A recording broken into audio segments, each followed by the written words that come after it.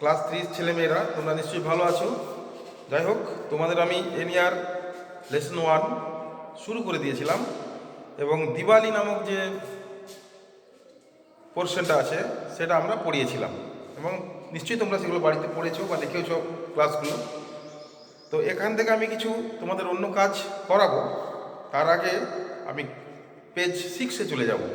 এটা যে পড়া হয়েছে এটা পরে যে এক্সারসাইজটা আছে, এক্সারসাইজের যে কোয়েশ্চেনগুলো আছে সেই কোয়েশ্চেনগুলো আমরা একটু আলোচনা করব।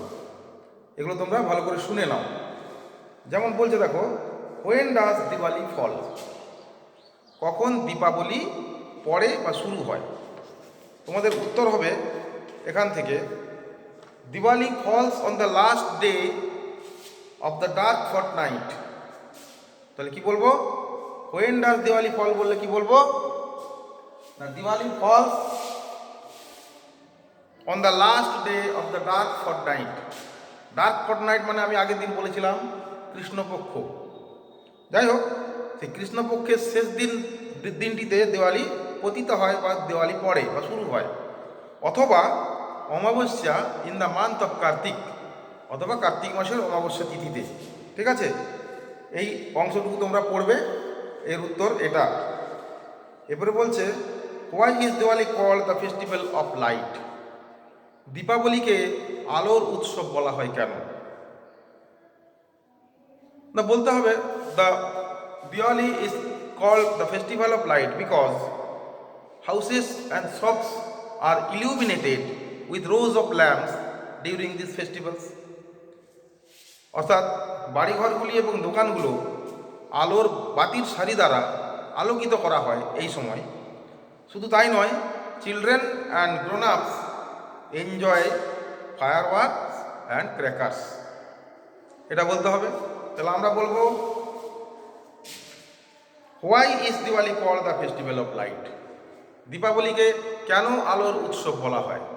তখন বলতে হবে দীপাবলি, আর তখন বলতে হবে Diwali is called the festival of light because houses and shops are illuminated with rows of lamps during these festivals. Moreover, children and grown-ups enjoy firework and crackers.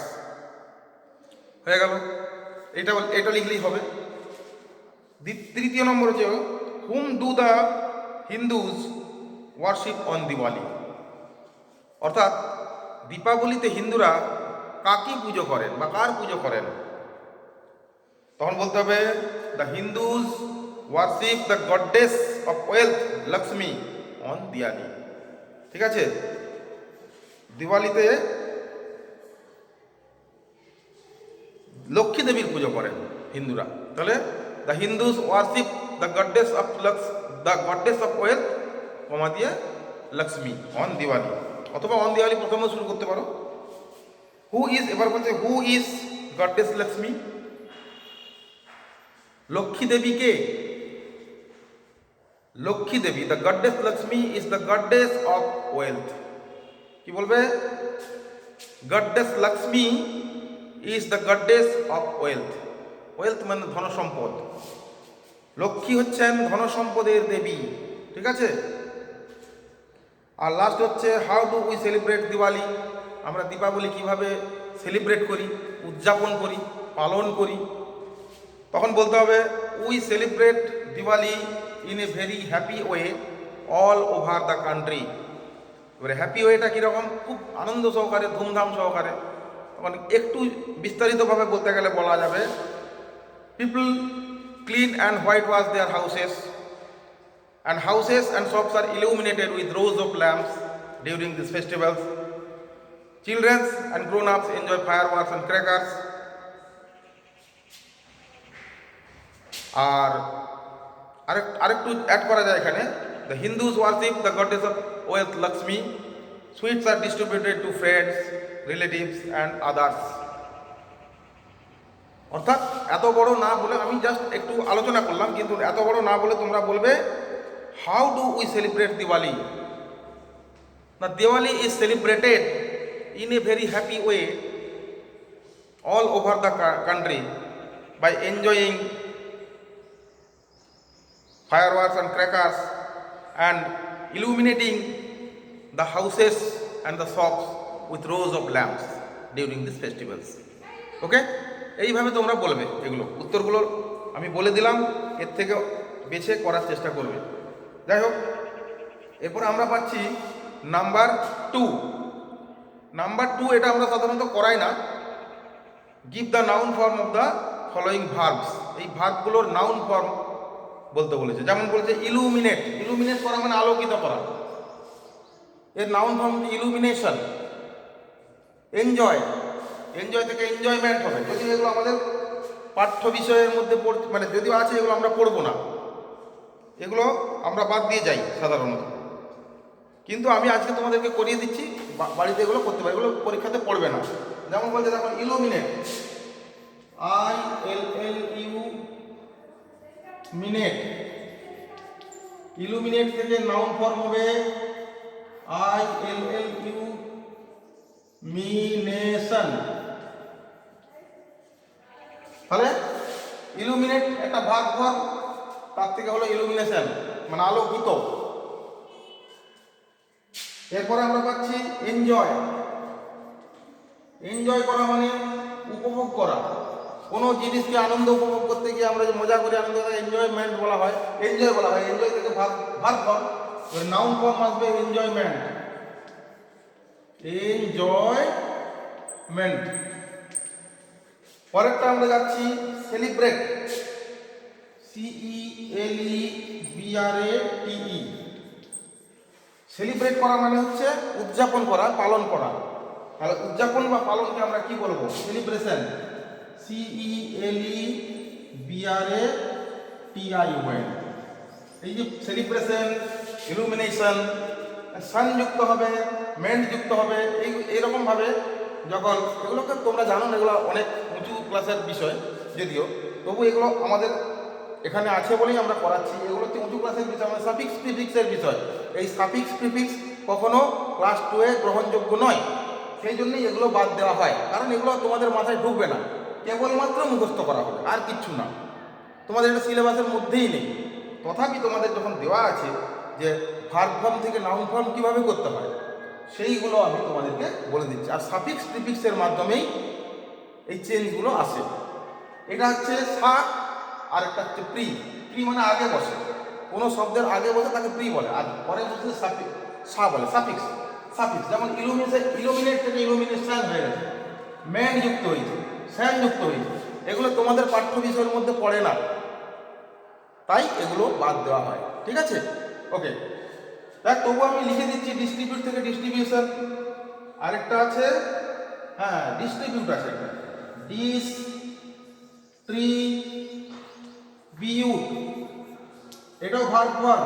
Distribute করা মানে বিতরণ করা, আর শুধু বিতরণ বলবো ডিস্ট্রিবিউশন, DISTRIBUTION।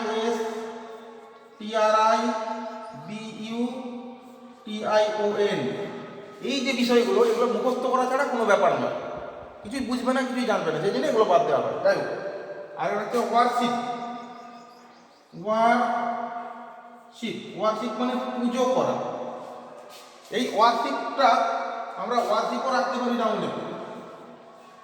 ওয়ারশিপ মানে পুজোও হয়, আবার ওয়ারশিপার হয়, WORSHIPPER, ওয়ারশিপার, যিনি পুজো করেন। এই হচ্ছে নাউন ফর্ম। তো এই যে ভার্ব ফর্ম, নাউন ফর্ম, এগুলো তোমাদের এখন পাঠ্য বিষয়ের মধ্যে নয়, সেই জন্য এগুলো পড়ানো হয় না। তবু আমি লিখিয়ে দিলাম, তোমরা চাইলে এগুলো অতিরিক্তভাবে পড়তে পারো, এগুলো পরীক্ষায় আসবে না। যাই হোক, এই পর্যন্তই আজকে আমি করলাম। আর একটু তোমাদের করবো, সেটা মুছে দিচ্ছি, এটা মুছে দিচ্ছি।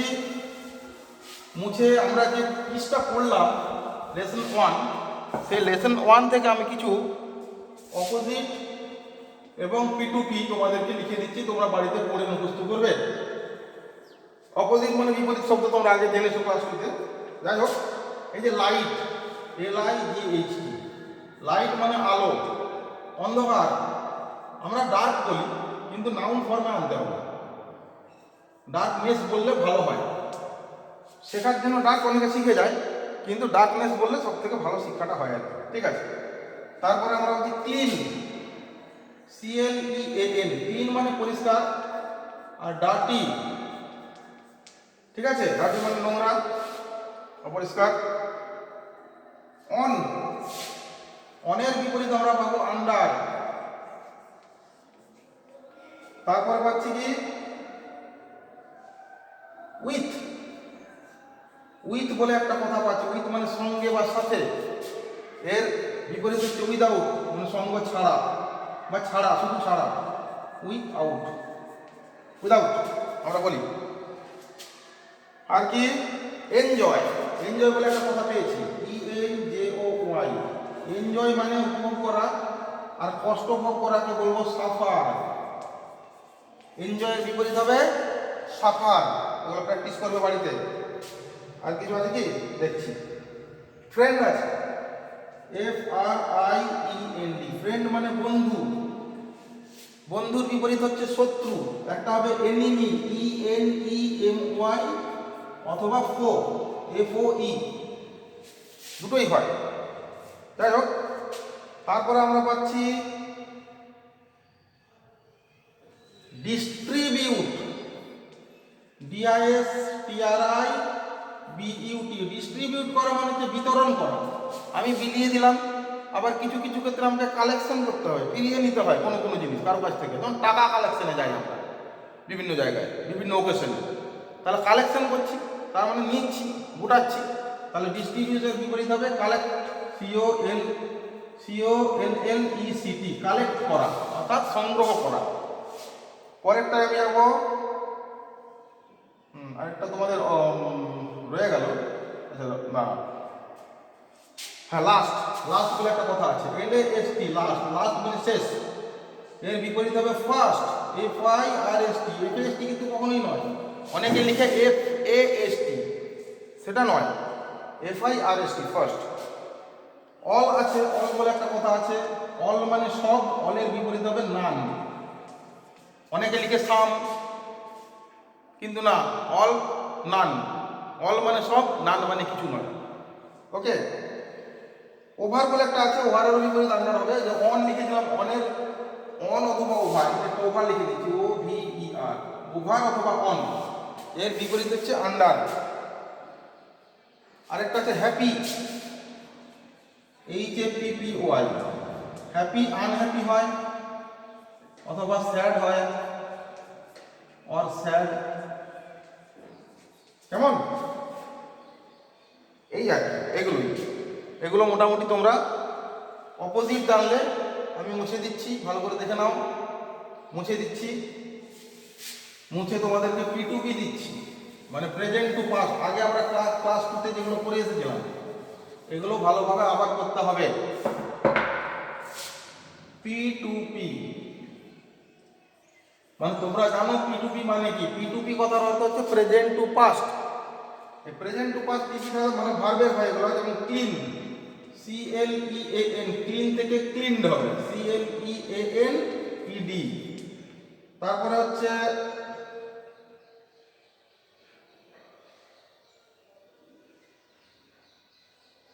ইলুমিনেট, কথাটা আমরা পেয়েছি ILLUMINATE, ইলুমিনেট মানে হচ্ছে আলোকিত করা, ইডি যোগ করে, ই আছে শুধু ডি যোগ করে এটা পাস্ট টেন্স হয়ে যাবে, ইলুমিনেটেড, কেমন। এরপর পাচ্ছি নতুন ওয়ার্ড, ওয়ারশিপ, WORSHIP, ওয়ারশিপ করা মানে পুজো করা,